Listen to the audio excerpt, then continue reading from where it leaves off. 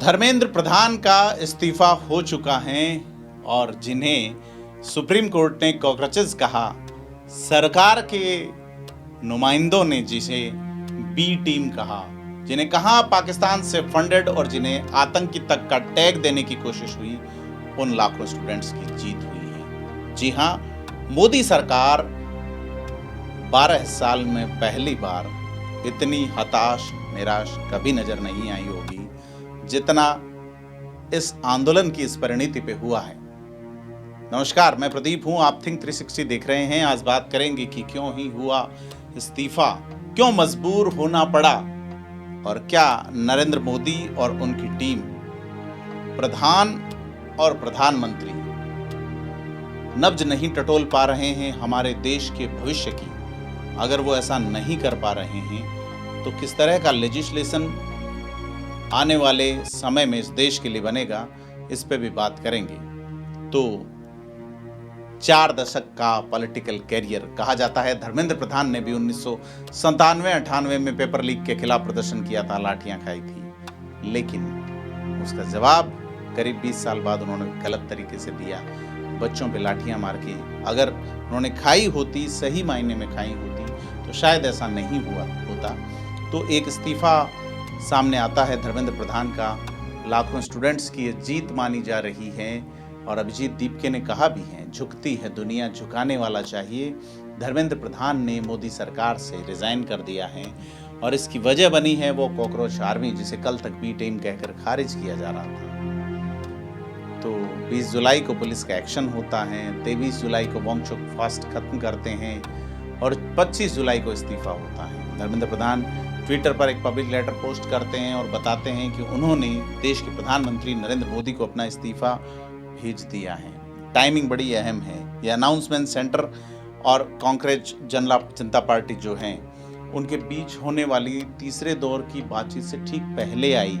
यही नहीं, आरएसएस के मुखिया मोहन भागवत के बयान के बाद करीब 4 घंटे बाद ये एक्शन धर्मेंद्र प्रधान ने लिया है।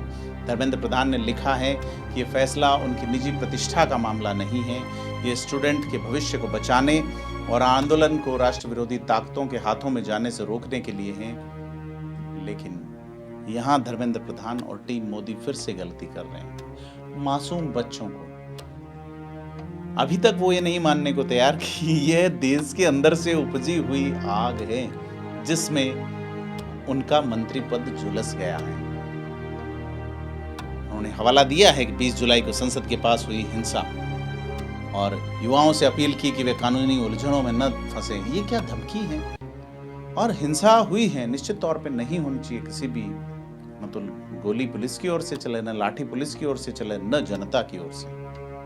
लेकिन लाठियां तो इधर भी मारी गई, इनसे माफी नहीं मांगी गई है। 20 लोगों की जिनकी मौत हुई, उनके परिजनों से नहीं मांगी गई है। ये सारी चीजें अब पास्ट हैं।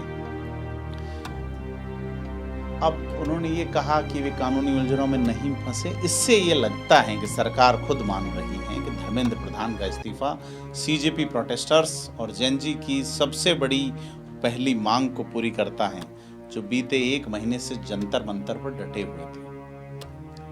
तो आप जैसा जानते हैं, 15 मई 2026 वो दिन था जब chief justice of India Suryakant एक सुनवाई के दौरान बेरोजगार युवाओं को कॉकरोच और समाज के परजीवी कह के संबोधित करते हैं। अगले ही दिन आपके पूर्व स्ट्रेटेजिस्ट अभिजीत दीपके इस अपमान को उलटकर एक सैटायर मूवमेंट खड़ा कर देते हैं, cockroach Janata party, voice of the lazy and unemployed. 2 हफ्तों के अंदर इसके 3.5 लाख से ज्यादा साइनअप्स और 2 करोड़ इंस्टाग्राम फॉलोअर हो जाते हैं। 6 जून से मूवमेंट जंतर मंतर पर सिट इन में बदल गया। मांग सीधी थी, नीट यूजी पेपर लीक और सीबीएसई ऑन स्क्रीन मार्किंग गड़बड़ियों पर धर्मेंद्र प्रधान का इस्तीफा चाहिए। फिर कई बयान आए, पुराने बयान रिपीट भी हुए कि हमारे यहाँ इस्तीफे नहीं होते। तो छोरों ने बड़ा गजब का काम किया, लेकिन उस काम में ऊर्जा भरी सोनम वांगचुक के पास नहीं। ये मूवमेंट की आत्मा बनी वो सोनम वांगचुक, जिन्हें 3 इडियट्स वाला कह के बताया जाता है, हालांकि वो इससे इनकार करते हैं। आइस स्तूपा वाले सोनम वांगचुक उन्होंने सीजेपी के समर्थन में अनिश्चितकालीन भूख हड़ताल शुरू की। यह हड़ताल 26 दिन चली। इस दौरान उनकी हालत बिगड़ी, उन्हें हॉस्पिटल शिफ्ट किया गया। विपक्ष के कई नेताओं ने उनसे फास्ट खत्म करने की अपील की। 23 जुलाई को वांगचुक ने अपना फास्ट खत्म किया और यह कहा कि यह फैसला देश में संभावित हिंसा को देखते हुए लिया गया, लंबी बातचीत और कुछ शर्तों पर सहमति के बाद। उसी रात प्रधानमंत्री नरेंद्र मोदी एक वीडियो मैसेज में लाइव आते हैं, पेपर लीक रोकने के लिए सख्त कानून की बात करते हैं। यानी वांगचुक का फास्ट खत्म होना कोई हार नहीं थी, तो वह जो अगले 2 दिनों में होने वाला था उसकी नींव थी। आप ये देखिए, सोनम वांगचुक पे कई लोग आरोप लगा रहे हैं कि क्या सेटिंग हुई, वो हुई, लेकिन सोनम वांगचुक बड़े गजब तरीके से कहते हैं कि धर्मेंद्र प्रधान इस्तीफा नहीं देंगे तो इनका बड़ा नुकसान होगा। इसी संभावित बात से लगता है कि मोदी सरकार बैकफुट पे आई है। तो आप ये देखिए कि प्रोटेस्ट के दौरान इस हफ्ते जंतर मंतर पर कई बार तनाव की हिंसा की स्थिति बनी। देश भर में ये माहौल बना। बॉम्बे, गुजरात, जयपुर, पटना में खास करके सारी चीज़ें। तो जब प्रदर्शनकारी 20 जुलाई को संसद की ओर मार्च करने की कोशिश कर रहे थे, पुलिस ने टीयर गैस और लाठीचार्ज का इस्तेमाल किया। ह्यूमन राइट ग्रुप्स इस पर चिंता जताते रहे। यही वो घटना है जिसका जिक्र प्रधान ने अपने इस्तीफा लेटर में किया। कहा कि वो नहीं चाहते किसी स्टूडेंट का भविष्य कानूनी पेचीदगियों में उलझे। अब ये मिनिस्टर का जो पहले बी टीम वाला बयान था, उस पे बात आना होगा। याद कीजिए आप, सिर्फ कुछ ही दिन पहले सरकार का रुख क्या था। खुद धर्मेंद्र प्रधान ने सीजेपी को कांग्रेस और राहुल गांधी की बी टीम बताया और आरोप लगाया कि ये लोग देश में डर और अस्थिरता फैला रहे हैं। एजुकेशन मिनिस्ट्री ने महीनों तक कोई औपचारिक स्टेटमेंट जारी नहीं किया, लेकिन आज की टाइमलाइन कुछ और बताती है। संसद का मानसून सत्र लगातार इसी मुद्दे पर अटका रहा।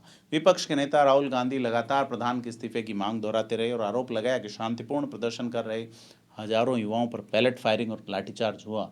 दोनों सदन बार बार स्थगित हुए। तो सवाल ये है, क्या यह इस्तीफा सच में स्टूडेंट के हित में लिया गया फैसला है जैसा प्रधान का लेटर कहता है, या 1 महीने के बाद राजनीतिक दबाव है, संसद ठप होने और एक वायरल हो चुके यूथ मूवमेंट का नतीजा है? दोनों नैरेटिव्स आपके सामने है, फैसला आप कीजिए। और ये जीत किसकी है? इस आंदोलन की खासियत यही रही कि ये किसी एक पार्टी के बैनर तले नहीं लड़ा गया। सीपीआईएम, समाजवादी पार्टी, किसान नेता, बॉलीवुड सेलेब सब इसका हिस्सा बने, लेकिन जिस चीज़ ने इसे असली ताकत दी थी, एसएफआई, एएसआई, एआईएसएफ जैसे स्टूडेंट ऑर्गेनाइजेशन और सोनम वांगचुक जैसे भरोसेमंद चेहरे का समर्थन, ये भारत के हालिया इतिहास में मोदी सरकार के 12 साल के कार्यकाल के खिलाफ सबसे बड़ी चुनौतियों में से एक है। एक ऐसा आंदोलन जो न तो पूरी तरह पॉलिटिकल है और न ही पूरी तरह गैर राजनीतिक। आज इसने अपनी पहली और सबसे बड़ी मांग हासिल करनी है। मैं जैसे पहले कहता हूँ, क्या इस्तीफे से सिस्टम बदल जाएगा? यहाँ हमें अपनी पुरानी रिपोर्टिंग को याद करना जरूरी है। भारत हर साल एजुकेशन पर करीब $30 बिलियन खर्च करता है, लेकिन नतीजे कमज़ोर हैं। ट्रांसपेरेंसी इंटरनेशनल 2025 के इंडेक्स में भारत का करप्शन स्कोर 100 में से 39 मात्र हैं। पूर्व एजुकेशन सेक्रेटरी अनिल स्वरूप पहले ही कह चुके हैं कि एजुकेशन सेक्टर को एक अंडरग्राउंड माफिया चला रहा है। तो एक मंत्री का इस्तीफा, चाहे वो कितना ही बड़ा सिंबॉलिक मोमेंट हो, उस सिस्टमेटिक करप्शन को ख़त्म नहीं करता जो पेपर लीक की जड़ में। सवाल अब यह है कि अगला एजुकेशन मिनिस्टर एनटीए में स्ट्रक्चरल रिफॉर्म लाएगा या ये सिर्फ एक चेहरे की अदला बदली बन के रह जाएगा। तो बड़ी चीज़ ये है कि क्या हमारी अंकल जनरेशन जेन जी की बात सुनने के लिए तैयार है? Uncle generation, bureaucracy? आज का जवाब थोड़ा आंशिक रूप से हाँ है। इस्तीफा हुआ, लेकिन एक इस्तीफा जीत की शुरुआत है, मंजिल नहीं। एनटीए की संरचना वैसी की वैसी है, करप्शन का डेटा वैसा का वैसा है और लाखों स्टूडेंट का भरोसा अभी भी टूटा हुआ है। तो सवाल यह है, क्या यह जीत एक बार की घटना रहेगी या यह भारत में यूथ अकाउंटेबिलिटी पॉलिटिक्स की शुरुआत है? आपको क्या लगता है, ये इस्तीफा असली अकाउंटेबिलिटी है या सिर्फ एक पॉलिटिकल डैमेज कंट्रोल मूव है? कमेंट में बताएं। साथ ही ये भी बताएं कि जो सरकार युवाओं की नब्ज टटोलने में नाकाम रही, वो जो देश में नए कानून बना रही हैं, वो कानून क्या किन के लिए बन रहे हैं, उनकी भावनाएं क्या वाकई में पूरी तरह से पता हैं? कमेंट करके बताएं, हम आपसे जुड़े रहेंगे। धन्यवाद।